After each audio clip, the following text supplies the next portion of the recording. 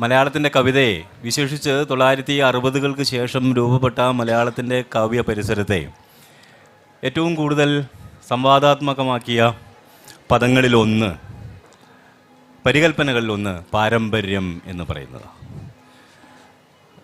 കവിത പാരമ്പര്യത്തിൻ്റെ വഴിയിലൂടെ രൂപപ്പെടുന്ന ജൈവവസ്തുവാണോ? അതല്ല,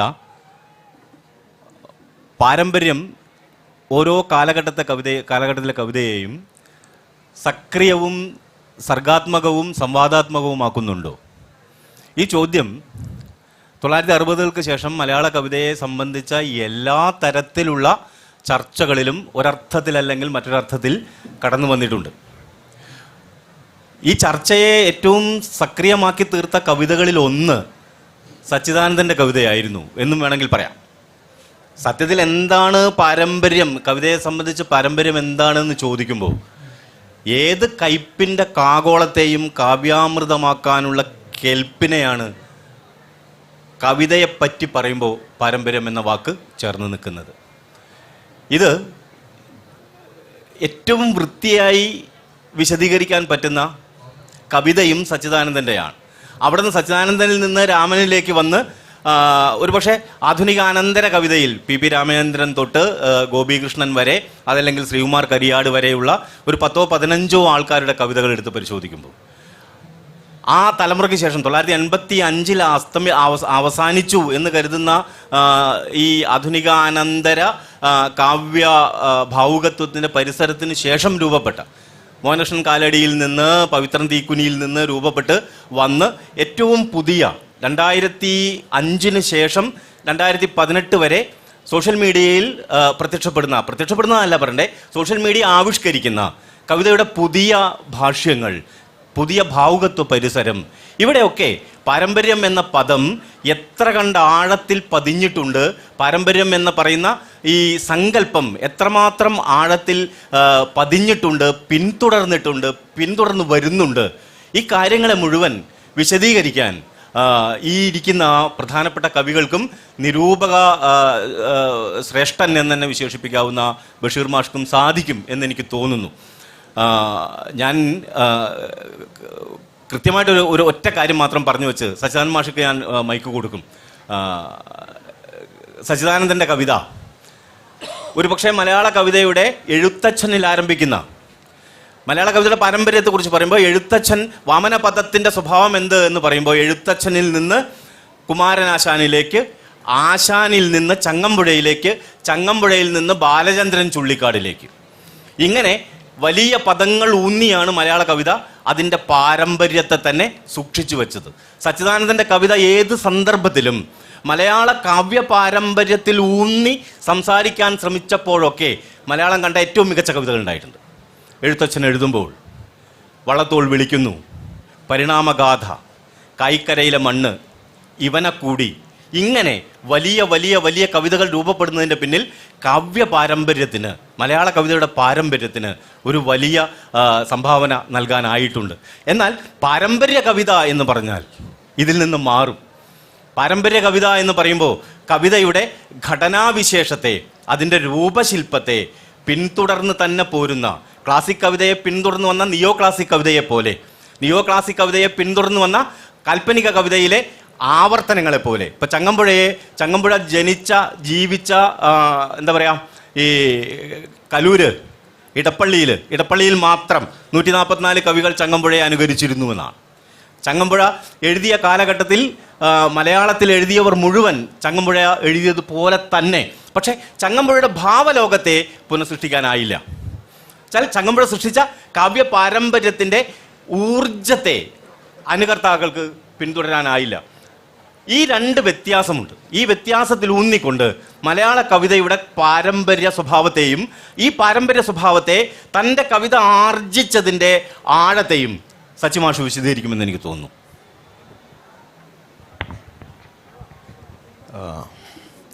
ഈ വേദിയിലെ എൻ്റെ മാത്രമല്ല, ഞങ്ങൾ പലരുടെയും യാദൃച്ഛിക സാന്നിധ്യത്തിന് മാപ്പ് ചോദിച്ചുകൊണ്ട് ഒന്ന് രണ്ട് കാര്യങ്ങൾ സൂചിപ്പിച്ച് ഞാൻ തുടങ്ങി വയ്ക്കാൻ ചർച്ച. പലപ്പോഴും ഞാൻ ആവർത്തിച്ചിട്ടുള്ളൊരു കഥയുണ്ട്. കഥയല്ല, ഒരു ചെറിയ എപ്പിസോഡ്, സംഭവം. എ.കെ. രാമാനുജൻ പാരമ്പര്യത്തെയും ആധുനികതയെയും കുറിച്ചുള്ള ഒരു ചർച്ച നടത്തുന്ന സന്ദർഭത്തിൽ പറഞ്ഞ ഒരു നാടോടി കഥയാണത്. ഒരു വിറകുവെട്ടുകാരനുണ്ടായിരുന്നു. അയാൾ പതിവായിട്ട് അയാളൊരു വീട്ടിൽ വിറക് വെട്ടാൻ പോകുമായിരുന്നു. അപ്പോൾ അയാളോട് എല്ലാ കാലത്തും തനിക്ക് ജോലി തരുന്ന ആളോട് അയാൾ പറയാറുള്ളത്, അയാളുടെ കയ്യിലുള്ള കോടാലി വളരെ നൂറ്റാണ്ടുകളായി തൻ്റെ കുടുംബത്തിലുള്ള കോടാലിയാണ് എന്നാണ്.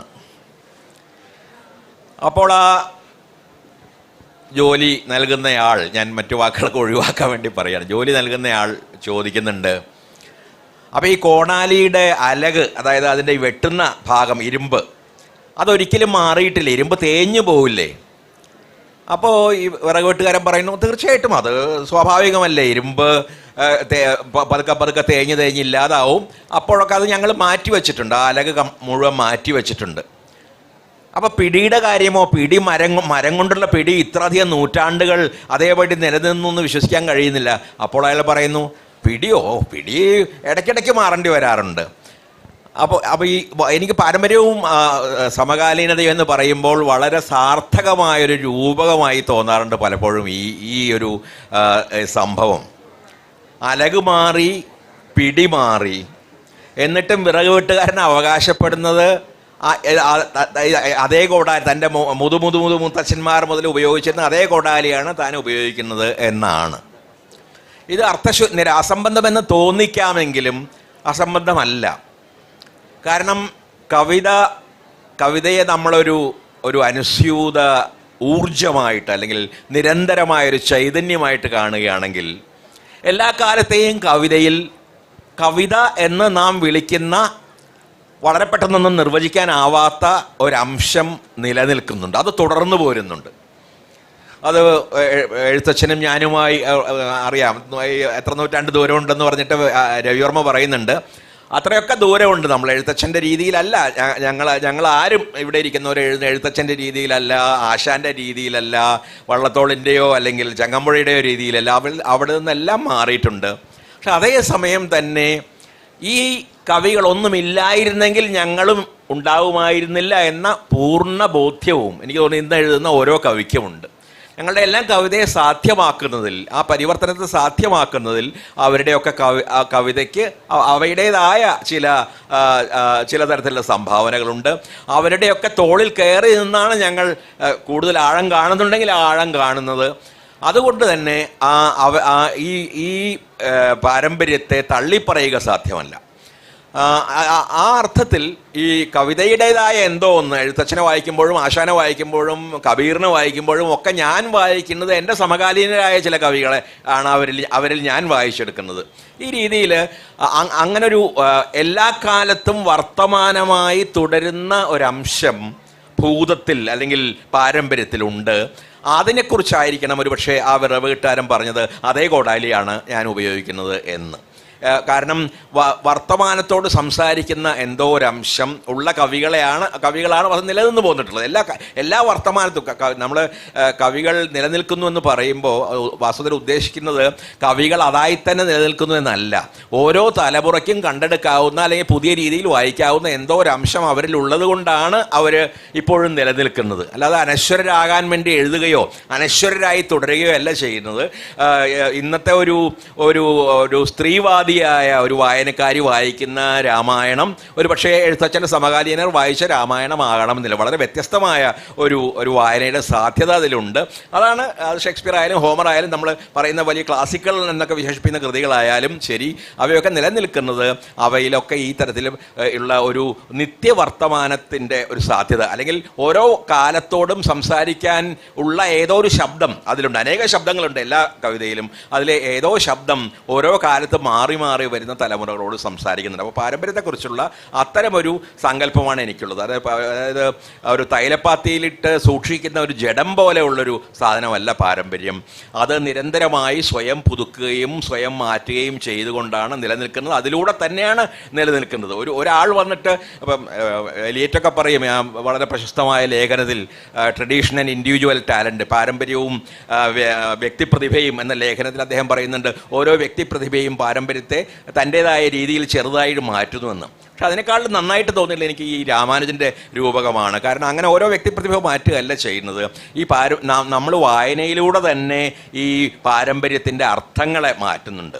എനിക്ക് പാരമ്പര്യം എന്ന് പറയുന്നത് ആയിരിക്കണമെന്നില്ല. എൻ്റെ തന്നെ സമകാലീനായ ഒരു കവിക്ക് പോലും പാരമ്പര്യം, ഓരോ കവിയും അവരുടേതായ ഒരു കാനൺ അല്ലെങ്കിൽ ഒരു എന്താ പറയുക ഒരു ഒരു ഒരു ഒരു പാരമ്പര്യത്തിൽ നിന്നുള്ള ചില തെരഞ്ഞെടുപ്പുകൾ അവർ നടത്തുന്നുണ്ട് ഓരോ കവിയും.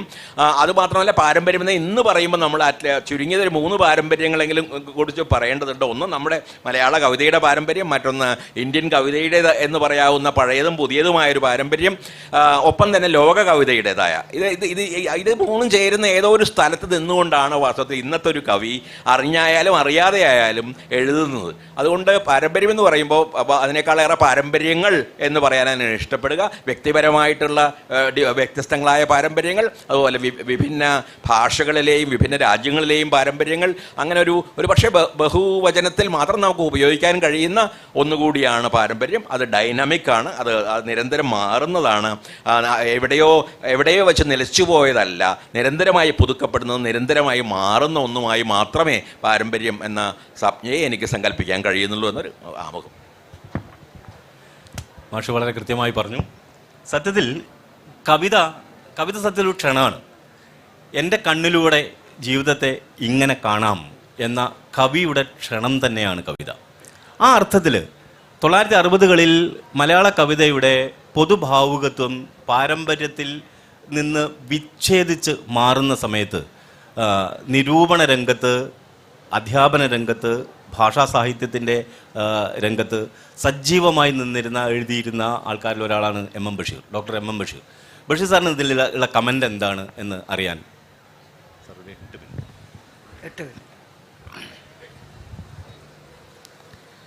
പ്രിയ സുഹൃത്തുക്കളെ, സഹോദരിമാരെ, കവിതയല്ലാതെ ആയിത്തീരുന്ന ഒരു കാലഘട്ടത്തിലാണ് നമ്മൾ ജീവിക്കുന്നത്.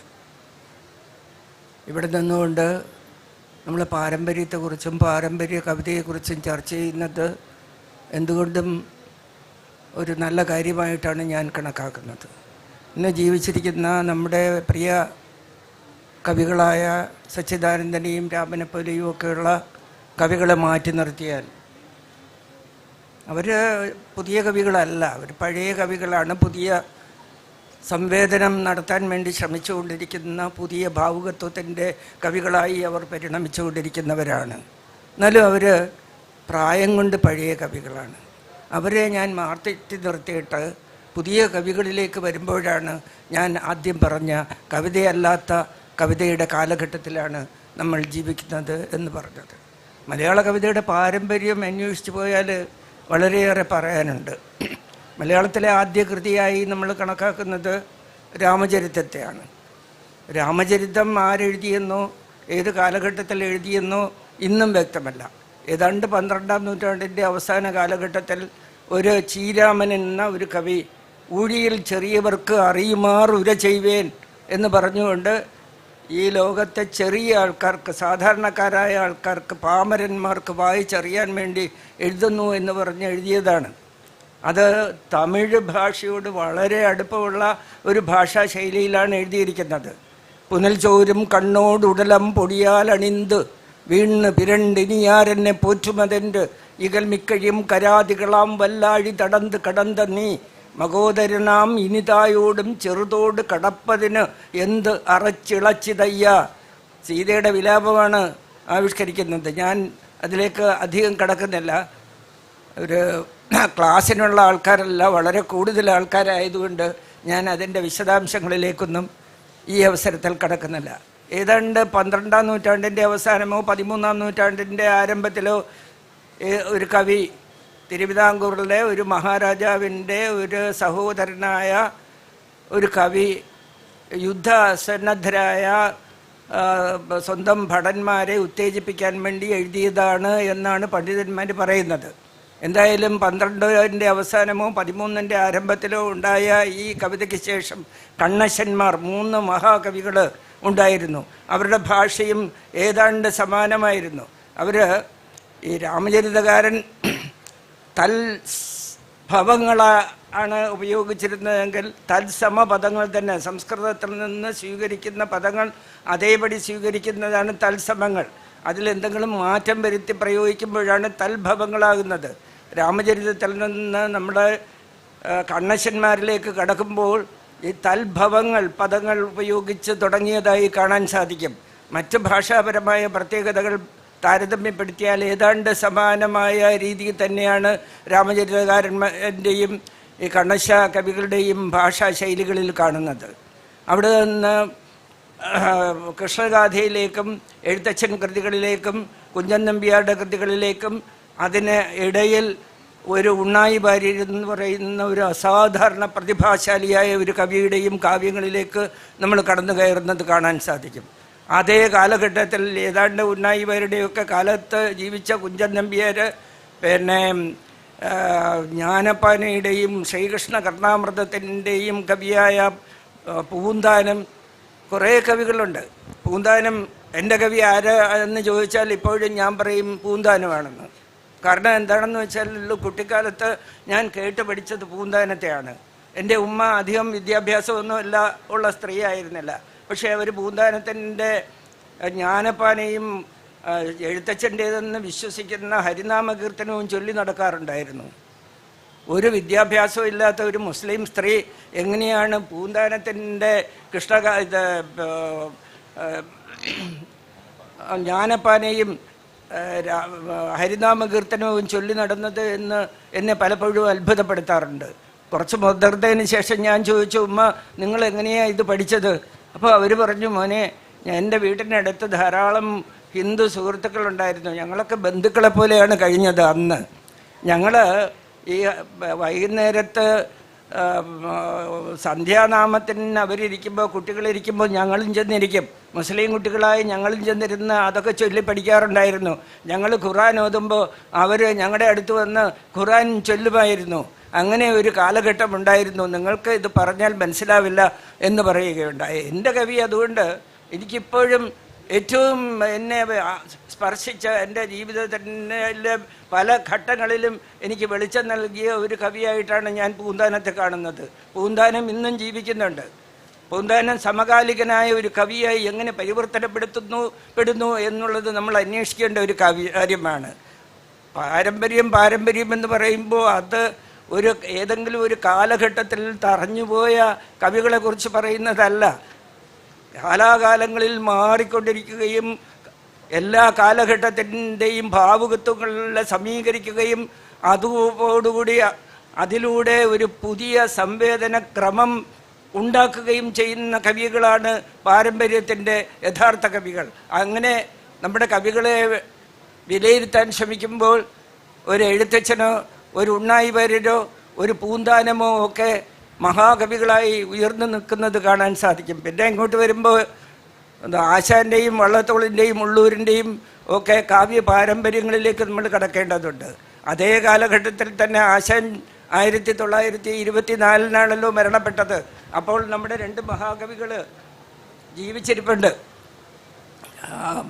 വള്ളത്തോളും ഉള്ളൂരും ജീവിച്ചിരിപ്പുണ്ട്. ജി ശങ്കരക്കുറുപ്പ് ഇങ്ങനെ എഴുതി തുടങ്ങി അദ്ദേഹത്തിൻ്റെ പ്രധാനപ്പെട്ട കാവ്യങ്ങളിലൂടെ കടന്നു വരുന്ന സമയത്ത് ചങ്ങമ്പുഴ എന്ന് പറയുന്ന വേറൊരു കവിയുണ്ട്, പി കുഞ്ഞിരാമൻ നായരുണ്ട്, ഇടശ്ശേരിയുണ്ട്, വൈലോപ്പള്ളി എഴുതി തുടങ്ങുന്നുണ്ട്. ഇവർക്കൊക്കെ ഒരു തരത്തിൽ അല്ലെങ്കിൽ മറ്റൊരു തരത്തിൽ നമ്മുടെ കാവ്യ പാരമ്പര്യവുമായിട്ട് നല്ല ബന്ധമുള്ളവരായിരുന്നു. 1950കളോടുകൂടി ഈ ആധുനികത എന്ന ഒരു പുതിയ കാവ്യ സമ്പ്രദായം മലയാളത്തിൽ രൂപപ്പെട്ടു വരികയുണ്ടായി. പാശ്ചാത്യ കവിതയിൽ നോക്കുകയാണെങ്കിൽ 1910 മുതൽ 1930 വരെയുള്ള 20 വർഷക്കാലത്തെ കവിതയെയാണ് ആധുനിക കവിത അല്ലെങ്കിൽ ആധുനിക കാലഘട്ടം എന്ന് പാശ്ചാത്യ നിരൂപകന്മാർ പറയുന്നത്. മലയാളത്തെ സംബന്ധിച്ചിടത്തോളം ഏതാണ്ട് 60കളോടുകൂടി രൂപപ്പെട്ടു വന്ന ഒരു കാവ്യ പാരമ്പര്യം. ആ പാരമ്പര്യത്തെല്ലാം യഥാർത്ഥത്തിൽ സച്ചിദാനന്ദൻ, കടമ്പനിട്ട രാമകൃഷ്ണൻ, അയ്യപ്പ പണിക്കർ, NN കക്കാട് തുടങ്ങിയ ഒരുപാട് കവികളുണ്ട്. പക്ഷേ പലപ്പോഴും ഇവരുടെയൊക്കെ പേര് പറയുമ്പോൾ മറന്നുപോകുന്ന ഒരു കവിയുണ്ട്. പാരമ്പര്യത്തിൽ ഉറച്ചു നിൽക്കുകയും പുതിയ ഭാവുകത്വം നമ്മുടെ കവിതയിൽ കൊണ്ടുവരാൻ ശ്രമിക്കുകയും ചെയ്ത മാധവൻ അയ്യപ്പത്ത് എന്ന ഒരു കവിയുണ്ട്. ആ കവിയെ പലരും മറന്നു പോകാറുണ്ട്. അദ്ദേഹത്തിൻ്റെ ജീവചരിത്ര കുറിപ്പുകൾ എന്ന കവിത, അദ്ദേഹത്തിൻ്റെ മണിയറ കവിതകൾ, ഇതൊക്കെ വായിച്ച് വളർന്ന ഒരു തലമുറയിൽപ്പെട്ട ഒരാളായതുകൊണ്ട് എനിക്ക് ഇതൊന്നും മറന്നു പോകുകയില്ല. എനിക്ക് അവരെയൊക്കെ, അവരുടെ കവിതകളെക്കുറിച്ചൊക്കെ പറയണമെന്നും അവരെങ്ങനെ പാരമ്പര്യവുമായിട്ടും ആധുനികതയുമായിട്ടും ബന്ധപ്പെട്ട് നിൽക്കുന്നു എന്നും വിശദീകരിച്ച് പറയാനുള്ള ഒരു താല്പര്യം ഇപ്പോൾ തോന്നുന്നു. പക്ഷേ അതിനുള്ള സമയം ഇതല്ല എന്നുള്ളത് കൊണ്ട് ഞാൻ അതിലേക്ക് കടക്കുന്നില്ല. നമ്മുടെ മലയാളത്തിലെ പാരമ്പര്യത്തെ, കവികളുടെ പരമ്പരാഗതമായ സ്വത്വഭാവുകത്തെ വിച്ഛേദിച്ചുകൊണ്ട്, നിരാകരിച്ചുകൊണ്ട് ഒരു പുതിയ തലമുറ കടന്നു വരികയുണ്ടായി. അത് 2000-ന് ശേഷം ഇങ്ങോട്ട് ഒരു 10-20 വർഷമായിട്ട് അത് തുടരുന്നുണ്ട്. ആ കവിത പലപ്പോഴും താല്പര്യത്തോടു കൂടി വായിക്കുകയും അത് മനസ്സിലാക്കാൻ ശ്രമിക്കുകയും ചെയ്തപ്പോൾ എനിക്ക് തോന്നിയത് മലയാള കവിതയുടെ പാരമ്പര്യത്തെ പൊതുവെ നിരാകരിച്ചുകൊണ്ട് മുന്നേറാനുള്ള പുതിയ തലമുറയുടെ ഒരു മാറ്റമായിട്ടാണ് എനിക്ക് മനസ്സിലാക്കാൻ സാധിച്ചത്. അത് പലപ്പോഴും കവിതയല്ലാത്ത കവിതയിലേക്ക് കടന്നു പോകുന്നുണ്ടോ എന്ന് എനിക്കൊരു സംശയമുണ്ട്. അതിനെക്കുറിച്ച് ചർച്ച ചെയ്യേണ്ടതുണ്ട്. ഏതാണ്ട് പറഞ്ഞ സമയം അവസാനിച്ചതുകൊണ്ട് ഞാൻ നിർത്തുന്നു. നന്ദി മാഷ്. ഈ ചർച്ച എനിക്ക് തോന്നുന്നത് കൃത്യമായ ഒരു ട്രാക്കിലേക്ക് വന്നുകൊണ്ടിരിക്കുക. ഇവിടെ ഉന്നയിക്കേണ്ട ഒരു ചോദ്യം, അതിസൂക്ഷ്മം മുതൽ സ്ഥൂലം വരെ വ്യാഖ്യാനിക്കാവുന്ന സൂക്ഷ്മ രാഷ്ട്രീയ സന്ദർഭങ്ങളെ മനുഷ്യപക്ഷത്തു നിന്നുള്ള നിരന്തര കാഴ്ചകളായി കാണുന്നിടത്തല്ലേ കവിതയുടെ പാരമ്പര്യം എന്ന് പറയുന്ന ഒന്ന് മലയാളത്തിലെങ്കിലും നിലനിന്ന് പോന്നിട്ടുള്ളത്. അത് കവിതയുടെ കേവല രൂപത്തിൽ ആണോ? ഇതാണ് ഉന്നയിക്കുന്ന ഒരു പ്രധാനപ്പെട്ട പ്രശ്നം. കവിതയുടെ രൂപത്തെക്കുറിച്ച് വളരെ കൃത്യമായ ധാരണയുള്ള കവിയാണ് പി രാമൻ. ഏത് പത്രവാർത്ത, ഞാൻ പല സ്ഥലങ്ങളിൽ പറഞ്ഞുള്ളതാണ്, ഏത് പത്രവാർത്ത എടുത്ത് കൈ കൊടുത്താലും ഒരു മണിക്കൂർ കൊണ്ട് 25 സംസ്കൃത വൃത്തത്തിലേക്ക് മാറ്റാൻ ഒരു പ്രയാസവുമില്ലാത്ത കവിയാണ് രാമൻ. കവിതയുടെ ഈ പാരമ്പര്യ രൂപത്തെ പക്ഷേ വെടിഞ്ഞിട്ടാണ് രാമൻ തൻ്റെ ആദ്യത്തെ പുസ്തകം ആയിട്ട് തന്നെ പുറത്തു വരുന്നത്. അയാൾക്ക് അങ്ങനെ ഒരു പാരമ്പര്യ രൂപത്തെക്കുറിച്ചുള്ള ധാരണ പോലും ഇല്ല എന്ന് തോന്നിപ്പിക്കുന്ന രീതിയിലാണ് കവിതയുടെ രൂപത്തെക്കുറിച്ചാണ്. പക്ഷേ ഞാൻ നേരത്തെ പറഞ്ഞ അതിസൂക്ഷ്മം തൊട്ട് സ്ഥൂലം വരെയുള്ള വളരെ സൂക്ഷ്മമായ മനുഷ്യപക്ഷ രാഷ്ട്രീയത്തെ കാണാനുള്ള കണ്ണ് തന്നെയാണ് പാരമ്പര്യം എന്നൊരു ധാരണ കവിതയിൽ ആൾ പുലർത്തുന്നുണ്ട് എന്ന് തന്നെയാണ് ഞാൻ കരുതുന്നത്. ഈ ഒരു അവസ്ഥയും കവിതയും തമ്മിലുള്ള ഈ നിത്യ ആത്മബന്ധത്തെക്കുറിച്ച് രാമൻ എന്ത് പറയും?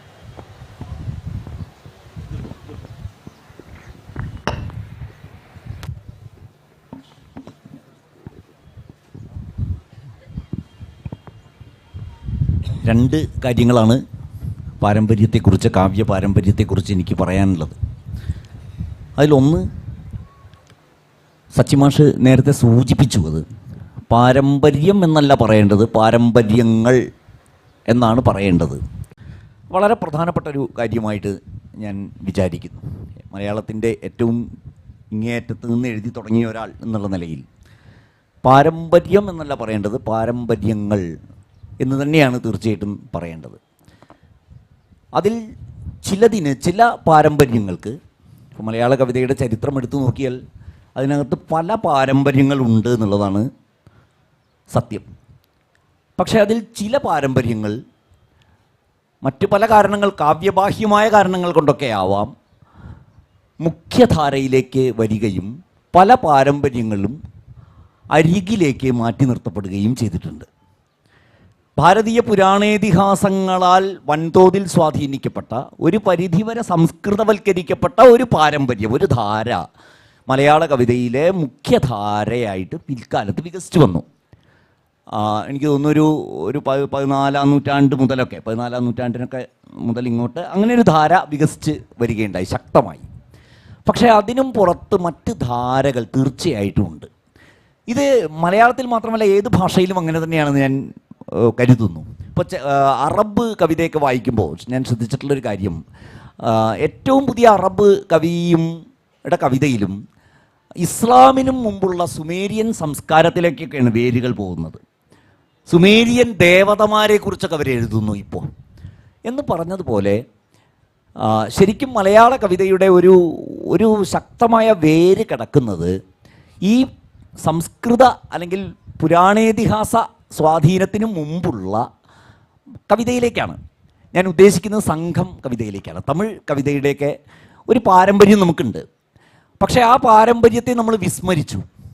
ഒരുപക്ഷെ 20-ാം നൂറ്റാണ്ടിൽ എം ഗോവിന്ദൻ്റെ കവിതയിലായിരിക്കാം അതിൻ്റെ ഒരു ചെനപ്പ് വീണ്ടും പൊട്ടുന്നത്.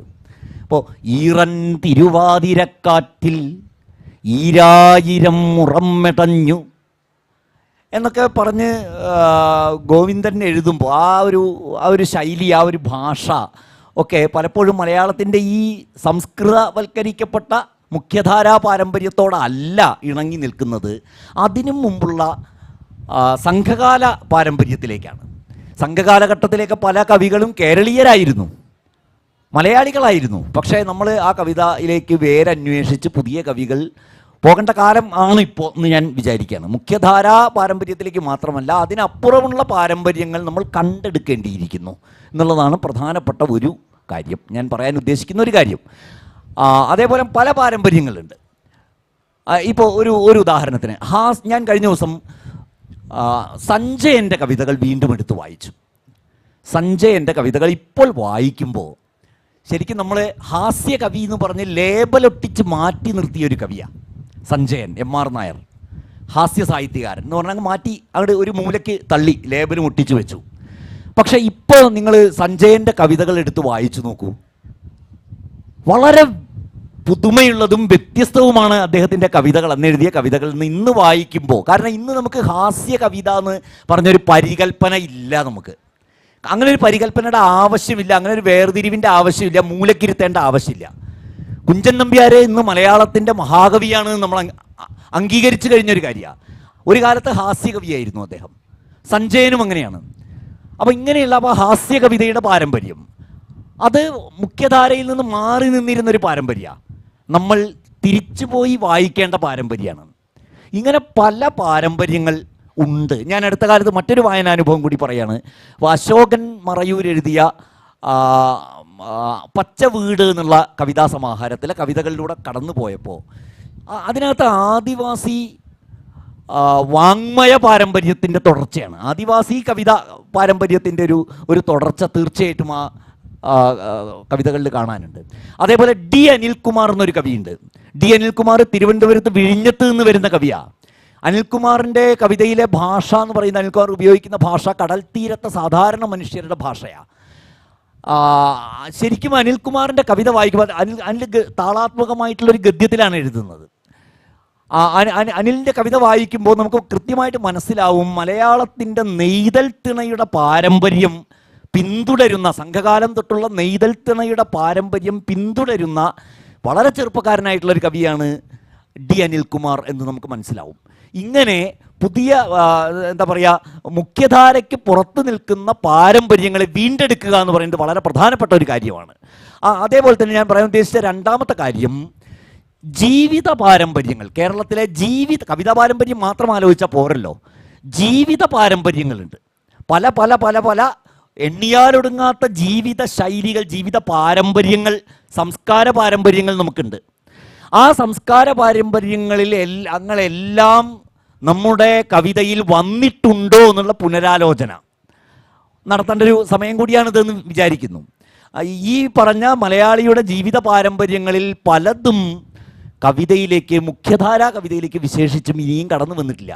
അപ്പം ഞാൻ ഒരു ചെറിയൊരു സംശയം ചോദിക്കുകയാണ്. കേരളത്തിൻ്റെ ഇസ്ലാമിക ജീവിത പാരമ്പര്യം ഉണ്ടല്ലോ, ഇസ്ലാമിക അല്ലെങ്കിൽ മുസ്ലിം ജീവിത പാരമ്പര്യം ഗദ്യത്തിലൊക്കെ വന്നു കഴിഞ്ഞ് എത്രയോ കാലം കഴിഞ്ഞിട്ടാണ്, ഇപ്പോൾ ബഷീറൊക്കെ എഴുതി കഴിഞ്ഞ് എത്രയോ കാലം കഴിഞ്ഞിട്ടാണ് ഇപ്പോൾ പുറമണ്ണൂർ T. മുഹമ്മദിൻ്റെയൊക്കെ കവിതകളിൽ മുഖ്യധാരാ കവിതയിൽ വരുന്നത്. അതിനു മുമ്പ് നമ്മൾ മാപ്പിളപ്പാട്ട് എന്ന് പറഞ്ഞ് മാറ്റി നിർത്തി. അതേപോലെ നമുക്ക് സൂഫി കവിതാ പാരമ്പര്യമുണ്ട്. ഇപ്പോൾ ഇച്ച എന്ന അബ്ദുൽ ഖാദർ മസ്താൻ്റെ പാട്ടുകളൊക്കെ എടുത്തു നോക്കുക. അക്ഷരത്തിൻ്റെ ഉച്ചീന്നടിച്ച കാറ്റ് പച്ചയാം എന്നൊക്കെ 19-ാം നൂറ്റാണ്ടിൻ്റെ പകുതിയോട് അടുത്ത് എഴുതിയ വലിയൊരു എഴുത്തുകാരനാണ് ഇച്ച എന്ന അബ്ദുൽ ഖാദർ മസ്താൻ. സൂഫി കവിയാണ്, സൂഫി ദർശനങ്ങളുടെ കവിയാണ്. ശ്രീനാരായണ ഗുരുവിൻ്റെ കവിതയുമായിട്ട് പല താരതമ്യങ്ങളും അർഹിക്കുന്ന കവി കൂടിയാണ് ഇച്ച എന്ന അബ്ദുൽ ഖാദർ മസ്താൻ. പക്ഷേ ഇച്ച എന്ന അബ്ദുൽ ഖാദർ മസ്താനെ നമ്മൾ മലയാള കവിയായിട്ട് കരുതാറേയില്ല. ആ പാരമ്പര്യത്തെ നമ്മൾ അവഗണിച്ചു. ഇങ്ങനെ പല കവിതാ പാരമ്പര്യങ്ങൾ മാത്രമല്ല, പല ജീവിത പാരമ്പര്യങ്ങളും എന്താ പറയുക, മലയാള കവിതയോട് കണ്ണി ചേർക്കപ്പെടേണ്ടതുണ്ട്.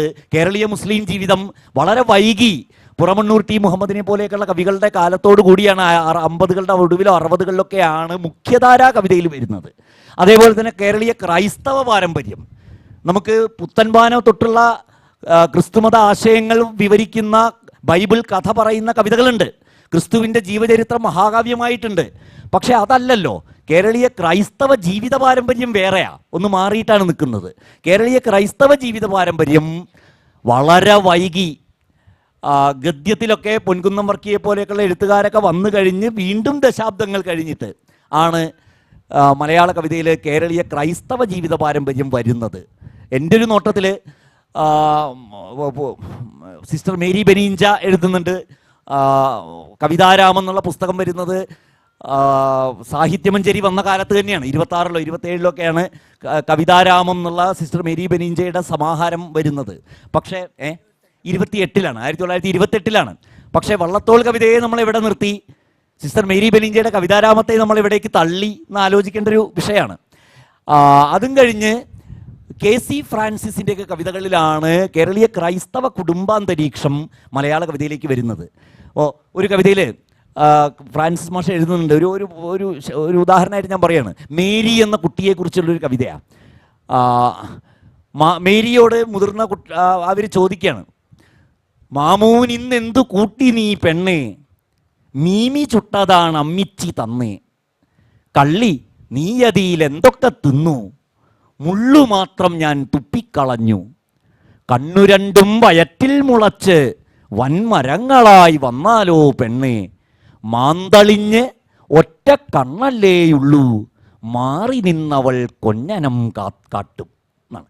മേരിയോട് ചോദിക്കണം, കുഞ്ഞായ മേരിയോട് മുതിർന്നവർ ചോദിക്കണം, മാമൂൻ ഇന്ന് എന്ത് കൂട്ടി നീ പെണ്ണേ, മീമി ചുട്ടതാണ് അമ്മിച്ചി തന്നേ, കള്ളി നീ അതിൽ എന്തൊക്കെ തിന്നു, മുള്ളു മാത്രം ഞാൻ തുപ്പിക്കളഞ്ഞു, കണ്ണ് രണ്ടും വയറ്റിൽ മുളച്ച് വൻമരങ്ങളായി വന്നാലോ പെണ്ണേ, മാന്തളിഞ്ഞ് ഒറ്റ കണ്ണല്ലേയുള്ളൂ, മാറി നിന്നവൾ കൊഞ്ഞനം കാട്ടും. ഇങ്ങനെ മാന്തളിഞ്ഞ് ഒറ്റ കണ്ണേ ഉള്ളൂ എന്ന് മലയാള കവിത മനസ്സിലാക്കിയത് വളരെ വളരെ വൈകി, സമീപകാലത്താണ്. ഒരു കാര്യം കൂടി പറഞ്ഞ് അവസാനിപ്പിക്കാം. പുതിയ പാരമ്പര്യങ്ങൾ നിർമ്മിക്കുക എന്നതും പ്രധാനമാണ്. പാരമ്പര്യങ്ങൾ പിന്തുടരുക മാത്രമല്ല, പുതിയ പാരമ്പര്യങ്ങൾക്ക് തുടക്കം കുറിക്കുക എന്ന് പറയുന്നതും കവിതയിൽ വളരെ പ്രധാനമാണ് എന്ന് തന്നെ ഞാൻ കരുതുന്നു. അതേക്കുറിച്ച് ഇപ്പോൾ പറയാൻ പറ്റില്ല, കാരണം കുറച്ച് കാലം കഴിഞ്ഞാലേ നമുക്കതിനെക്കുറിച്ചൊരു തിരിച്ചറിവ് ഉണ്ടാവുകയുള്ളൂ എന്ന് ഞാൻ വിചാരിക്കുന്നു.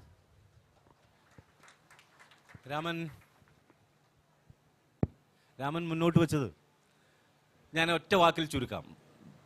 ഒഴുകി വരുന്ന, ഒരു തടസ്സവുമില്ലാതെ ഒഴുകി വരുന്ന ഊർജപ്രവാഹമാണ് പാരമ്പര്യമെന്നും അത് യാഥാർത്ഥ്യമാണെന്നും, ഈ യാഥാർത്ഥ്യത്തെ ഭാഷാ നിർമ്മിതി കൊണ്ട് കവിതയിലേക്ക് പ്രക്ഷേപിക്കുന്ന സമയത്ത്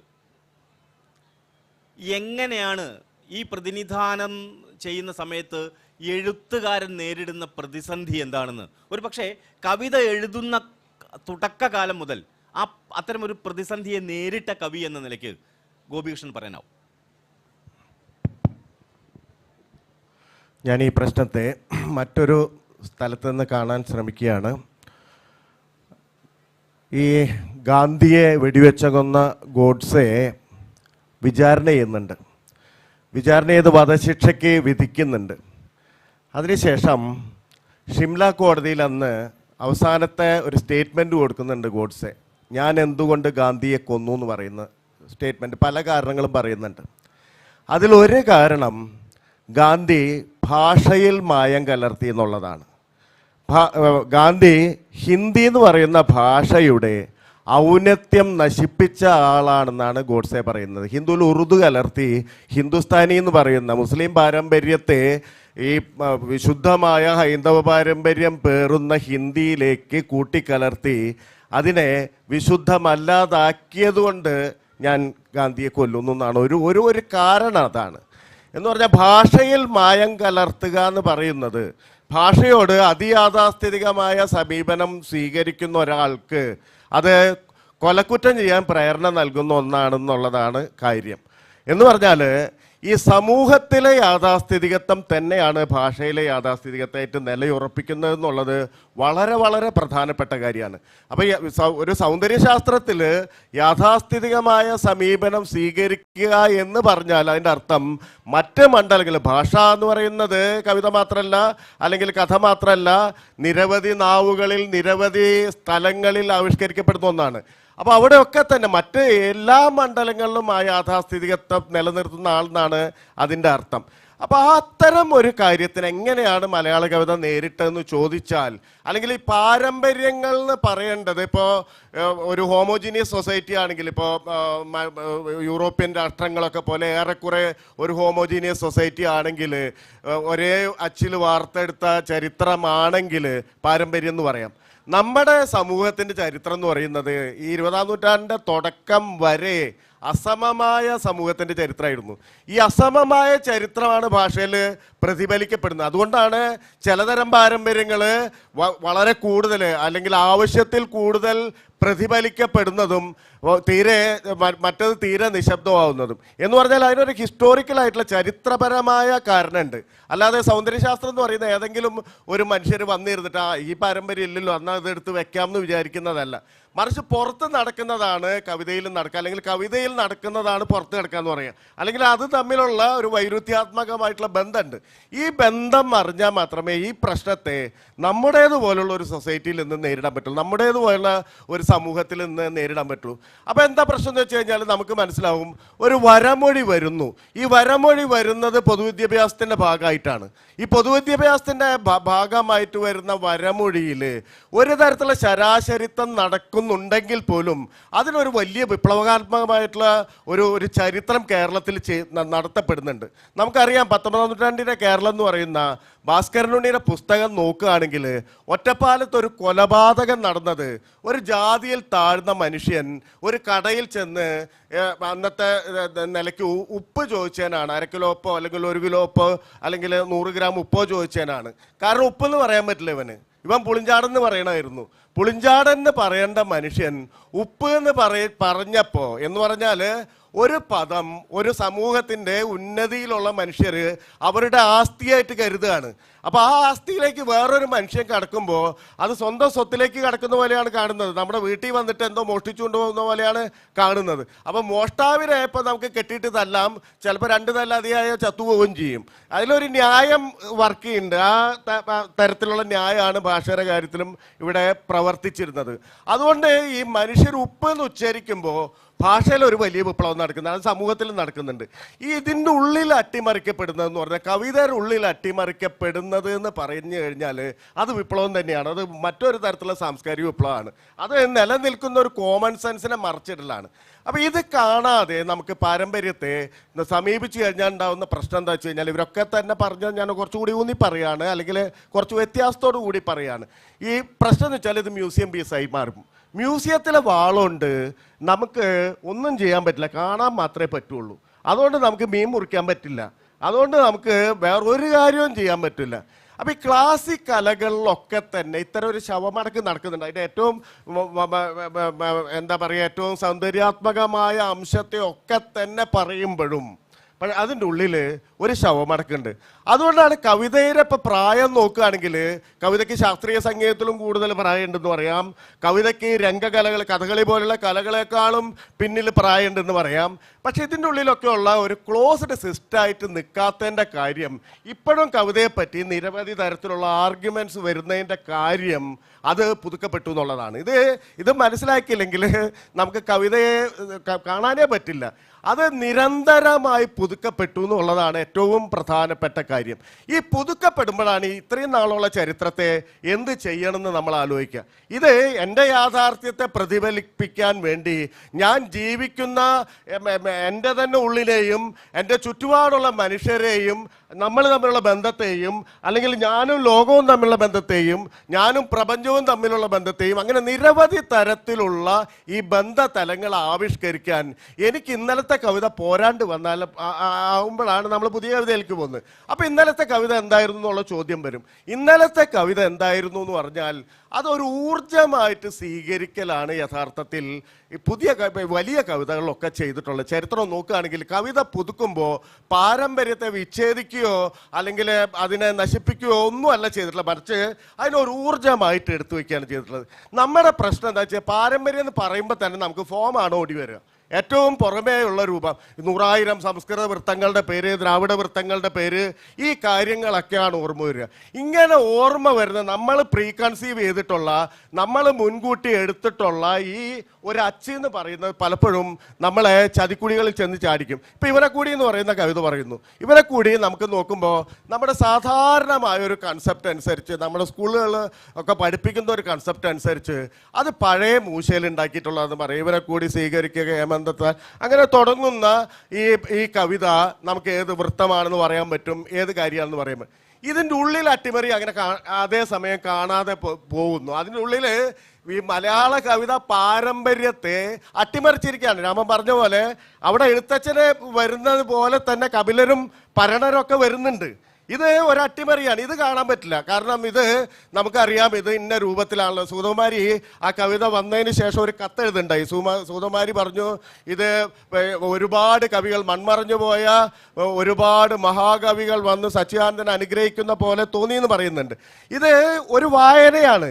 ഇതിൻ്റെ ഉള്ളിൽ ഈ അട്ടിമറി കാണുന്നില്ല. ഇതിൻ്റെ ഉള്ളിൽ മലയാള കവിതാ ചരിത്രത്തെ ഇങ്ങനെയല്ല, അല്ലെങ്കിൽ കപിലരും പരണരും അതിൻ്റെ ഉള്ളിലുണ്ട്. ഇപ്പം എൻ്റെ നാട്ടുകാരനാണ് ഇളങ്കോവടികൾ എന്ന് പറഞ്ഞാൽ നിങ്ങൾ എന്നെ ഓടിച്ചിട്ട് തല്ലു. എൻ്റെ തൊട്ടടുത്താണ് ഇളങ്കോവടികളുടെ വീട്, തൃക്കണാമതില എന്ന് പറയുന്ന സ്ഥലം. അവിടെ ഇരുന്നിട്ടാണ് ഈ പറയുന്ന ചിലപ്പതികാരം എഴുതുന്നത്. അന്നത്തെ മാപ്പ് വേറെയായിരുന്നു, ഭൂപടം വേറെയായിരുന്നു, രാജ്യ രീതികൾ വേറെയായിരുന്നു. അപ്പോൾ ആ പാരമ്പര്യം എവിടെ പോയി എന്ന് പറഞ്ഞാൽ ഇപ്പോൾ തമിഴിൽ അവിടെ ഇരുന്ന ഒരു കവി എന്താ പറയുക, അവകാശപ്പെടുന്ന ഈ ഇളങ്കോവടികളുടെ പാരമ്പര്യത്തെ വളരെ കൂടുതൽ എനിക്ക് ഭൂപ്രകൃതി വെച്ചിട്ട് അവകാശപ്പെടാൻ സാധിക്കും ശരിക്കും പറഞ്ഞാൽ. പക്ഷെ അത് നടക്കാത്തതിൻ്റെ കാരണം എന്ന് പറഞ്ഞാൽ ഈ ഹിസ്റ്ററിയിലെ ഈ ട്വിസ്റ്റുകൾ കാരണമാണ്. നമ്മുടെ ഭൂപടം മാറുന്ന പാരമ്പര്യം, ഈ സംസ്കാരത്തിൻ്റെ ഭൂപടം മാറുന്നുണ്ട്. ഇങ്ങനെ നിരവധി കാര്യമാണ്. അപ്പം ഞാൻ പറഞ്ഞു വന്നത് ഇങ്ങനെ പറയുന്നുണ്ട്. മാത്രമല്ല ഇവനെ കൂടി അവസാനിപ്പിക്കുന്നത് മാതുല പൊറുത്താലും തീർന്നു മാമ്പഴക്കാലം എന്ന് പറഞ്ഞിട്ടാണ് വൈലോപ്പിള്ളിയോട് പറയുന്നത്. ആ പറയുന്ന അവസാനം പറയുന്നത് ഈ നിങ്ങളുടെ മാമ്പഴക്കാലം തീർന്നു എന്നാണ്. അപ്പം ഇത് കണ്ടില്ലെങ്കിൽ അത് ഈ പറഞ്ഞ പോലെ പാരമ്പര്യത്തിൻ്റെ ഈ ഫോം ഉപയോഗിച്ചുകൊണ്ട് സച്ചിദാനന്ദൻ പാരമ്പര്യത്തിൻ്റെ രീതിയിൽ ഒരു നല്ല കവിത എഴുതിയിരിക്കുന്നു. അതിന് അദ്ദേഹത്തെ ഈ പ്രപിതാമഹന്മാർ വന്ന് അനുഗ്രഹിക്കട്ടെ എന്ന് പറയുന്ന തലത്തിലുള്ള വായനയായിട്ട് തീരും. ഞാൻ പറഞ്ഞു വരുന്നത് ഈ പാരമ്പര്യം എന്ന് പറയുമ്പോൾ അതൊരു വിഷനാണ്, അത് ഒരു ദർശനമാണ്, അല്ലാതെ അത് ഫോം അല്ല, അല്ലെങ്കിൽ ഏതെങ്കിലും നിയമങ്ങളല്ല. ഈ നിയമങ്ങൾ മുഴുവൻ കവിതയെ പിടിക്കാൻ വേണ്ടിയിട്ട് ഉണ്ടാക്കിയിട്ടുള്ളതാണ്. കവിത സംഭവിച്ചു കഴിഞ്ഞ് ഇതിനെങ്ങനെയാണ് മറ്റൊരു ദൈക്ഷണിക തലത്തിലേക്ക് അല്ലെങ്കിൽ മറ്റൊരു തലത്തിലേക്ക് ഇതിനെ വ്യാഖ്യാനിക്കുക എന്ന് പറയുമ്പോഴാണ് നമുക്ക് ഒരുപാട് കാര്യങ്ങൾ ആവശ്യം വരിക, ഒരുപാട് തരത്തിലുള്ള ഈ ടൂൾസിൻ്റെ ആവശ്യം വരിക. ഈ ടൂൾസ് ഏറ്റവും പ്രധാനമായിട്ട് കവിതയുടെ ഏറ്റവും പ്രധാനമായ അംശങ്ങളായി കണ്ടു കഴിഞ്ഞാലുള്ള പ്രശ്നം എന്താ വെച്ച് കഴിഞ്ഞാൽ ഈ കവിതയ്ക്കുള്ളിൽ നടത്തുന്ന ഈ വലിയ സ്ട്രഗിളിനെ കാണാൻ പറ്റാതെ വരും. ഇപ്പോൾ ഉദാഹരണമായിട്ട് ശ്രീനാരായണ ഗുരു എന്ന് പറയുന്ന മനുഷ്യനെ ഒരാളും കവിത വലിയിൽ എണ്ണാറില്ല. ഇപ്പം ഈ ശബരിമല പ്രശ്നമൊക്കെ വന്നപ്പോൾ ഇങ്ങനെ പൊങ്ങി വന്നു എന്ന് മാത്രം, അല്ലെങ്കിൽ അങ്ങനെ ഒരാളെ കവിയായിട്ടേ എടുത്തിട്ടില്ല. ഇപ്പം ആത്മോപദേശ ശതകം പോലെയുള്ള കവിതയിൽ ലോകബന്ധത്തെ കവിതയിലൂടെ എത്ര വലിയ തരത്തിൽ മറച്ചിടാന്ന് ഇങ്ങനെ ആലോചിക്കുന്നുണ്ട്. ഇപ്പോൾ അപരന് വേണ്ടി അഹർനിശം പ്രയത്നം, കൃപണത വിട്ടു കൃപാലു ചെയ്തിടുന്നു എന്ന് പറയുമ്പോൾ നമുക്ക് തോന്നും ഇത് ആദ്യം തന്നെ നമുക്ക് എന്താ പറയുക, ഇത് അദ്വൈതാണ് അല്ലെങ്കിൽ മറ്റേതാണ് മറിച്ചാണ്, ഇത് കവിതയാണ്. ഈ കവിതയാണെന്ന് ആദ്യം മനസ്സിലാക്കിയിട്ട് വേണം ഇതിൻ്റെ ഉള്ളിൽ മറ്റെന്തിനോടാണ് യോജിപ്പിക്കേണ്ടതെന്ന് പറയുന്നത്. അപ്പോൾ അവിടെ കരുണ എന്ന് പറയുന്ന ആശയത്തെ അധ്വാനമാക്കുന്നുണ്ട്. മറ്റുള്ളവർക്ക് വേണ്ടി ചെയ്യുന്ന അധ്വാനമാണ് കരുണ എന്ന് പറഞ്ഞ് അതിൻ്റെ ഒരു ഡെഫിനേഷൻ തന്നെ മാറ്റുന്നുണ്ട്. എന്ന് പറഞ്ഞാൽ ഭൗതിക തലത്തിലേക്ക്, മെറ്റീരിയലിസ്റ്റിക് ആയിട്ടുള്ള ഒരു തലത്തിലേക്ക് കൊണ്ടുവരുന്നുണ്ട്. ഇങ്ങനെയാണ് കോമൺ സെൻസ് മാറ്റുന്നത്. ഈ കോമൺ സെൻസ് മാറ്റുന്ന ജീവൻ എന്ന് പറയുന്നതാണ് കവിതയുടെ ഏറ്റവും ചുരുങ്ങിയത് ഈ അസമമായ സമൂഹത്തിൽ നിന്ന് ഒരു സമമായ സമൂഹത്തിലേക്കുള്ള യാത്രയിൽ കവിത ഒരു സാംസ്കാരികമായ ഒരു അനുഭവ മണ്ഡലമാണെന്ന് വിചാരിക്കുമ്പോൾ അതിനെ മാറ്റിമറിക്കുക, അതിനെ മറന്നിട്ടുള്ള ഒരു കാര്യവും നിൽക്കില്ല, സംസ്കാരത്തിൽ നിൽക്കില്ല എന്നാണ് എൻ്റെ അഭിപ്രായം. ചർച്ച എല്ലാവരും ഒരു റൗണ്ട് സംസാരിച്ചു കഴിഞ്ഞു. കവിത വായനക്കാരൻ ആരോപിക്കുന്ന അല്ലെങ്കിൽ കവിത വായനക്കാരൻ അധ്യാരോപിക്കുന്ന വായനയുടെ രീതിയാണ് എന്ന ഒരു ധാരണയിലേക്ക് ഈ പൊതു ചർച്ച എത്തിയിട്ടുണ്ട് എന്നാണ് എനിക്ക് തോന്നുന്നത്. 15 മിനിറ്റ് നേരം നമുക്ക് ഡിസ്കഷനിലാണ് ചോദ്യങ്ങൾ ചോദിക്കാം.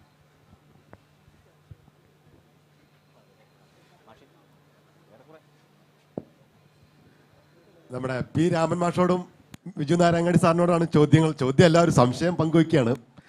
ആദ്യം രാമൻ മാഷോടാണ്. ഈ എഴുത്തച്ഛനെ വായിച്ച കേട്ട് വളർന്ന ഒരു തലമുറയും എഴുത്തച്ഛനെ കേൾക്കാത്ത, എഴുത്തച്ഛനെ വായിക്കാത്ത ഒരു തലമുറയും ഉള്ള ഒരു സമൂഹമാണല്ലോ നമ്മുടെ. ഇപ്പോൾ നമ്മുടെയൊക്കെ കുട്ടിക്കാലം നമ്മൾ രാമായണ കഥകളും മഹാഭാരത കഥകളൊക്കെ കേട്ട് വളർന്ന ഒരു കാലഘട്ടമാണ്. അതിനെ കേൾക്കാത്ത ഒരു തലമുറയുണ്ട്. ഇങ്ങനെയുള്ള ഈ പാരമ്പര്യത്തിൻ്റെ ഒരു തുടർച്ചയും ഈ പുതിയ അതിൻ്റെ ഒരു നിഷേധവും ഇതിൽ വരുന്നില്ലേ? ഈ എഴുത്തച്ഛൻ രക്തത്തിലലിഞ്ഞ ഭാവുകത്വത്തിലലിഞ്ഞ ഒരു തലമുറയുടെ എഴുത്തും അതിനെ സ്വീകരിക്കാത്ത, നിരാകരിക്കുന്ന ഒരു തലമുറയുടെ എഴുത്തും തമ്മിൽ ഈ പാരമ്പര്യത്തിൻ്റെ നിഷേധവും തുടർച്ചയുമില്ലേ? അതാണ് ഒരു ചോദ്യം. ഒരു ചോദ്യം സാറിനോടാണ്. ഈ എഴുത്തച്ഛൻ മുതൽ ബാലചന്ദ്രൻ ചുള്ളിക്കാട് വരെ എന്ന് അങ്ങ് പറഞ്ഞു നിർത്തി, ആ ഒരു പ്രയോഗം ശരിയാണോ? ബാലചന്ദ്രൻ ചുള്ളിക്കാടിൽ വെച്ച് അത് നിലയ്ക്കുന്നുണ്ടോ? ആ ധാര നിലയ്ക്കുന്നുണ്ടോ? അത് വ്യക്തമാക്കിയാൽ കൊള്ളാം. അതിൽ എന്നോട് ചോദിച്ച ചോദ്യത്തിൻ്റെ ഉത്തരം എനിക്ക് തോന്നുന്നു വളരെ ലളിതമാണെന്ന് തോന്നുന്നു. കാരണം ഈ അറിവില്ലായ്മയെ അല്ലെങ്കിൽ താല്പര്യമില്ലായ്മയെ പാരമ്പര്യ നിഷേധം എന്ന് വിളിക്കാൻ പറ്റുമോ എന്നുള്ളതാണ് ഒരു പ്രശ്നം. അപ്പോൾ മലയാള കവിതയിൽ താല്പര്യമുള്ള ഒരാൾ, മലയാള കവിത വായിക്കുന്ന ഒരാൾ സ്വാഭാവികമായും വായിച്ചിരിക്കേണ്ട പ്രധാനപ്പെട്ട ഒരു കവിയാണ് എഴുത്തച്ഛൻ. എന്നോടൊരു സന്ദർഭത്തിൽ ഒരു ചെറുപ്പക്കാരനൊരു കവി ഒരു സ്ഥലത്ത് വെച്ച് എന്നോടൊരു വാഗ്വാദത്തിന് വന്നു. അപ്പോൾ വാഗ്വാദത്തിൻ്റെ വിഷയം എന്താ വെച്ച് കഴിഞ്ഞാൽ, അദ്ദേഹം ചോദിച്ച ചോദ്യം, ആശാൻ്റെ കവിത ഞങ്ങൾക്ക് മനസ്സിലാവുന്നില്ല, പിന്നെ ഞങ്ങൾ എന്തിനാ ആശാൻ്റെ കവിത വായിക്കണം എന്നുള്ളതാണ് ചോദ്യം. അപ്പം ഞാൻ ഒഴിഞ്ഞു മാറി. കാരണം എന്താ വെച്ചാൽ ആശാൻ്റെ കവിത വായിച്ചിട്ടില്ലെങ്കിൽ ആശാന് നഷ്ടമൊന്നുമില്ല എന്ന് ഞാൻ പറഞ്ഞു. അത്രയേ ഉള്ളൂ. അല്ലാതെ വേറെ എന്താണ് ഈ കുട്ടിയോട് പറയുക? കുട്ടി എന്നോട് ചോദിച്ചതാണ്, ആശാൻ്റെ കവിതയിലെ ഭാഷയൊക്കെ പഴയ ഭാഷയാണ്, അതിലെ വാക്കുകളൊന്നും ഞങ്ങൾക്ക് അർത്ഥം മനസ്സിലാവുന്നില്ല, അതുകൊണ്ട് ആശാൻ്റെ കവിത ഞങ്ങൾ വായിക്കുന്നില്ല, ഞങ്ങൾ എന്താ നിങ്ങൾ ചെയ്യുക എന്നാണ് ചോദ്യം. ഞാൻ പറഞ്ഞു, ആശാൻ്റെ കവിത വായിച്ചിട്ടില്ലെങ്കിൽ ആശാന് നഷ്ടമൊന്നുമില്ല എന്ന് പറഞ്ഞു. ഇത്രയേ ഉള്ളൂ സംഗതി. അവർ എഴുത്തച്ഛനെ വായിച്ചിട്ടില്ലെങ്കിൽ എഴുത്തച്ഛന് നഷ്ടമൊന്നുമില്ല. നമ്മൾ തീർച്ചയായിട്ടും വായിക്കേണ്ട കവിതകളൊക്കെ തന്നെയാണ് ഇവരെല്ലാവരും. പക്ഷേ ഞാൻ പറഞ്ഞത് ഇത്രയേ ഉള്ളൂ, മറ്റു പല പാരമ്പര്യങ്ങളും ഉണ്ട്. ആ മാറ്റി നിർത്തപ്പെട്ട പാരമ്പര്യങ്ങളെ കൂടി മനസ്സിലാക്കുമ്പോഴേ മലയാള കവിത വായന പൂർണ്ണമാവുന്നുള്ളൂ എന്നുള്ളതാണ് ഞാൻ സൂചിപ്പിച്ചൊരു കാര്യം. വളരെ ചെറിയ വാക്കിൽ ഞാൻ ഉത്തരം പറയാം. കവിത സൃഷ്ടി എന്ന് പറയുന്ന അവസ്ഥ നിലനിർത്തി കൊണ്ടുവന്നത് മലയാളത്തിൻ്റെ കവ്യ പാരമ്പര്യത്തിൽ ബാലചന്ദ്രനിലെത്തും. അവിടെ നിങ്ങോട്ട് ഉത്തരാധുനികതയുടെ വരവിൽ സൃഷ്ടി എന്നത് നിർമ്മിതി എന്ന് പറയുന്ന ഒന്നിലേക്ക് വന്നു. നിർമ്മിതി എന്ന് പറയുന്നത് പലപ്പോഴും സൃഷ്ടിയിൽ നിന്ന് ഒരുപാട് അകലെയാണ്. ഇതാണ് ബാലചന്ദ്രന് ശേഷമുള്ള മലയാള കവിതയുടെ ഭാവുകത്വത്തെ പരിശോധിക്കുമ്പോൾ ഇങ്ങനെ പറയാൻ കാരണമായി തീരുന്നത്. അടുത്ത ചോദ്യം വളരെ ചെറുതായി ചോദിക്കണം, സമയം വളരെ കുറവാണ്. ചുരുക്കി ചോദിക്കുക, കനത്തിൽ ചോദിക്കുക. പ്രദീപൻ പാമ്പരിക്കുന്നിൻ്റെ ഒരു പുസ്തകത്തിൽ അദ്ദേഹം പറയുന്നുണ്ട് വയലാറിൻ്റെ സിനിമാ പാട്ടുകളിലെ സവർണ ബിംബങ്ങളെ കുറിച്ച്. അപ്പോൾ എനിക്ക് ചോദിക്കാനുള്ളത് എന്താണെന്ന് വെച്ചാൽ, പൊതുവെ മലയാള പാരമ്പര്യം എന്ന് തന്നെ പറയുമ്പോൾ കവിതാ പാരമ്പര്യമാണെങ്കിലും സാഹിത്യ പാരമ്പര്യമാണെങ്കിലും ഈ സവർണ ബിംബങ്ങളെ പേറുക എന്നത് മാത്രമല്ല പ്രധാനമായിട്ട് ചെയ്യുന്നത്. മറ്റ് തരത്തിലുണ്ടായിരിക്കാം. ഈ സവർണ ബിംബങ്ങളെ പേറിക്കൊണ്ട് നടക്കുക, ചുമന്നുകൊണ്ട് നടക്കുക മാത്രമല്ലേ? അപ്പോൾ ഇതിന് നിങ്ങളുടെ എല്ലാവരുടെയും അഭിപ്രായം അറിഞ്ഞാൽ കൊള്ളാമെന്നുണ്ട്. അത് വളരെ വിശദമായി പറയേണ്ട ഒരു വിഷയമാണ്.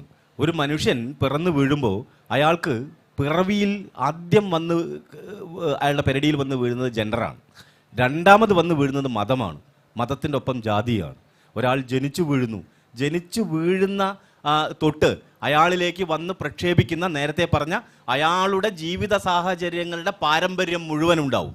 ഈ പാരമ്പര്യം നൽകുന്ന സഞ്ചിതാനുഭവങ്ങളുടെ വലിയൊരു സംഗതി ഉണ്ടാവും. ഇത് മുഴുവൻ അയാളിൽ വാക്കായി തീരുമ്പോൾ അയാൾ അനുഭവിച്ചതിൽ നിന്ന് മാത്രമേ അയാൾക്ക് വാക്ക് രൂപപ്പെടുത്താനാവൂ. ആ രൂപപ്പെടുത്തിയെടുക്കുന്ന വാക്ക് മനുഷ്യപക്ഷത്ത് നിന്നിട്ടാണോ മനുഷ്യപക്ഷത്തിൻ്റെ സൂക്ഷ്മരാഷ്ട്രീയത്തോട് ഒപ്പം നിന്നിട്ടാണോ എന്നാണ് പരിശോധിക്കേണ്ടത് എന്നാണ് എനിക്ക് തോന്നുന്നത്. അതല്ലെങ്കിൽ ഒരു കണ്ണീർ കണം മറ്റുള്ളവർക്കായി ഞാൻ പൊഴിക്കവേ ഉദിക്കയാണെൻ ആത്മാവിലായിരം സൗരമണ്ഡലം, ഒരു പുഞ്ചിരി മറ്റുള്ളവർക്കായി ചെലവാക്കവേ എന്നുള്ളിൽ ഉലാവുന്നു നിത്യ നിർമ്മല പൗർണമി എന്ന് അക്കിത്തം എഴുതുമ്പോൾ അക്കിത്തത്തിന് അദ്ദേഹം ജീവിച്ചു പോന്ന വൈദിക പാരമ്പര്യത്തിൻ്റെ ജീവിതാനുഭവങ്ങളും ആ പാരമ്പര്യത്തിൻ്റെ വഴിയും വാക്ക് നൽകുന്നു എന്നേ കണക്കാക്കാനുള്ളൂ. രാഘവൻ ഇവിടെ ഇരുന്ന് എഴുതുന്നു. രാഘവൻ എഴുതുന്ന സമയത്ത് അയാൾ ജീവിച്ച ദളിതാനുഭവത്തിൻ്റെ പാഠശേഖരത്തിൻ്റെ എന്താ പറയുക, ഈ മാർജിനിൽ പെട്ടുപോയ മനുഷ്യൻ്റെ വാക്കേ അയാളിൽ പ്രത്യക്ഷപ്പെടൂ. അങ്ങനെ പ്രത്യക്ഷപ്പെട്ടിട്ടില്ലെങ്കിൽ അയാളുടെ കവിത അയാളുടെ സത്യസന്ധമല്ലാത്ത കവിതയായി തീരും. അക്കിത്തത്തിൻ്റെ കവിത സത്യസന്ധമായി തീരുന്നത്, വയലാറിൻ്റെ പാട്ട് സത്യസന്ധമായി തീരുന്നത് മനുഷ്യവിരുദ്ധം അല്ലാത്തിടത്തോളം അവയെ അങ്ങനെ തന്നെ സ്വീകരിക്കണമെന്നാണ് എൻ്റെ ഒരു നിലപാട്. ഞാൻ സച്ചി മാഷ് കവിതമാണ്. ഞാൻ ഇടപെടുകയാണ് അതിൻ്റെ ഇടയിൽ. പല പാരമ്പര്യങ്ങളും ഇവിടെ ഇല്ലാഞ്ഞിട്ടല്ല, നമ്മൾ കാണാതെ പോവുകയാണ്. അപ്പം ഞാൻ പെട്ടെന്ന് ഒരു ചെറിയൊരു കവിത വായിക്കാനാണ് എനിക്ക് തോന്നുന്നത്. 1974 എഴുതപ്പെട്ട ഒരു കവിതയാണിത്. 1974 എന്നുള്ള വർഷം വളരെ പ്രധാനമായിട്ട് തോന്നുന്നു. കാമ്മ എന്നാണ് പേര്. VK നാരായണൻ എന്നൊരു കവി എഴുതിയതാണ്. അദ്ദേഹം എപ്പോഴും ജീവിച്ചിരിക്കുന്നുണ്ട്.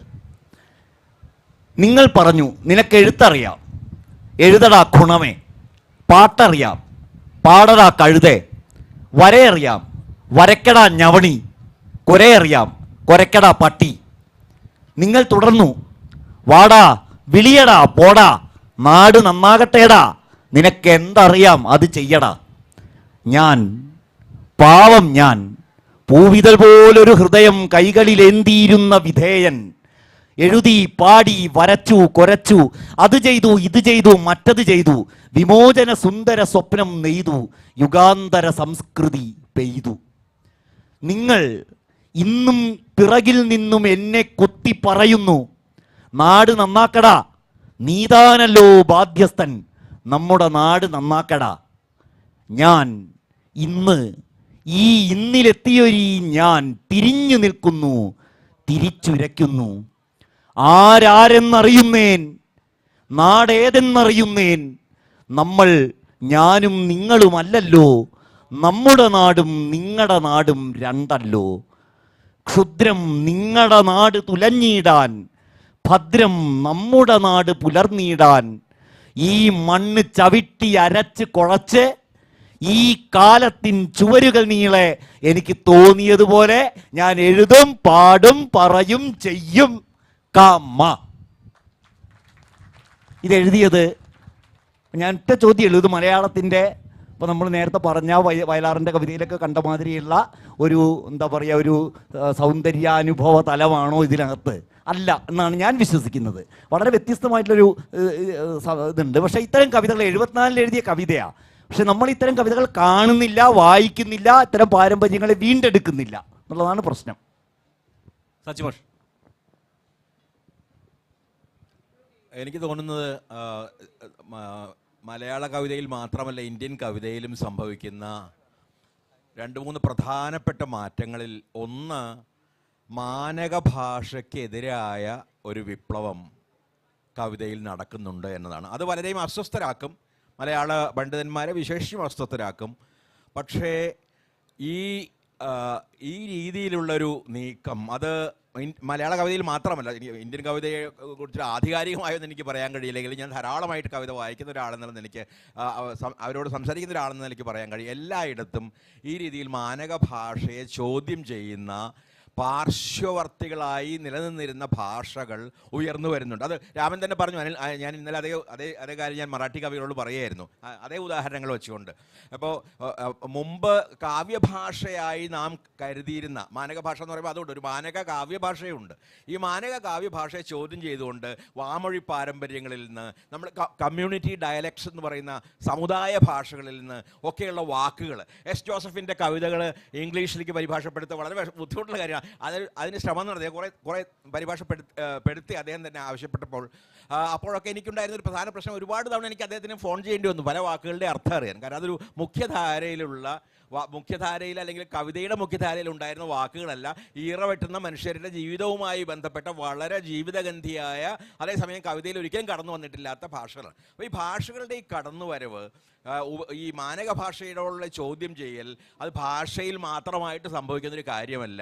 പുതിയ ജീവിത രൂപങ്ങൾ ഉടലെടുക്കുമ്പോൾ അല്ലെങ്കിൽ മുഖ്യധാരയിലേക്ക് പാർശ്വവർത്തികളായിരുന്ന മനുഷ്യർ കടന്നു വരുമ്പോൾ അതോടൊപ്പം തന്നെ അവരുടെ ബിംബങ്ങൾ, അവരുടെ രൂപകങ്ങൾ, അവരുടെ ഭാഷാ സമ്പ്രദായങ്ങൾ ഇതൊക്കെ കടന്നു വരും. ഇതിനെ അസഹിഷ്ണുതയോടുകൂടി കാണേണ്ടതുണ്ട് എന്ന് എനിക്ക് തോന്നുന്നില്ല. മുൻകൂട്ടി നാം നിർമ്മിച്ചു വച്ച ഒരു സൗന്ദര്യബോധത്തിലേക്കോ ഒരു ഭാഷാ സങ്കല്പത്തിലേക്കോ നാം ഇന്നത്തെ ഏറ്റവും പുതിയ കവികൾ എഴുതുന്ന കവിതയെ ആഗിരണം ചെയ്യുകയും എന്നിട്ട് അതിന് ഉൾക്കൊള്ളാൻ പറ്റുന്നില്ല എന്നതുകൊണ്ട് അതിനെ തള്ളിക്കളയുകയും ചെയ്യുന്ന ഒരു നിരൂപണ സമ്പ്രദായമാണ് കവിതയുടെ ഇന്നത്തെ ഏറ്റവും വലിയ ശത്രു.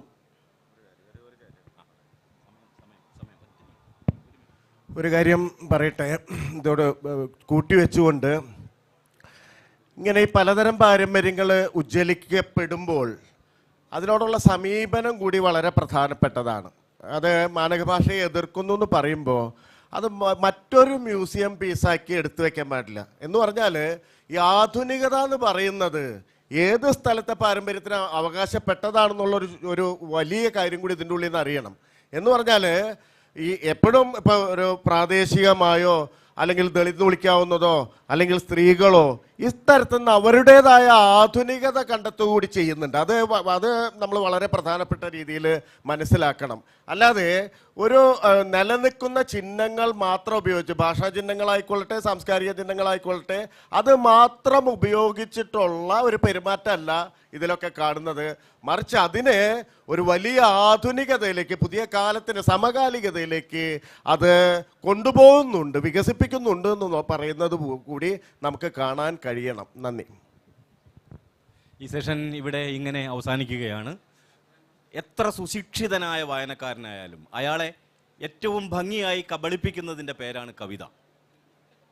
അത് അടിവരയിട്ട് പറഞ്ഞുകൊണ്ട് ഈ ചർച്ച ഇവിടെ അവസാനിപ്പിക്കുന്നു.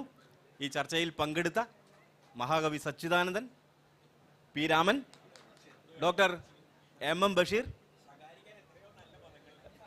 ഗോപികൃഷ്ണൻ, മാഷ് അതിനോട് വിയോജിച്ചു, മഹാകവി എന്ന് വിളിച്ചതിനോട്.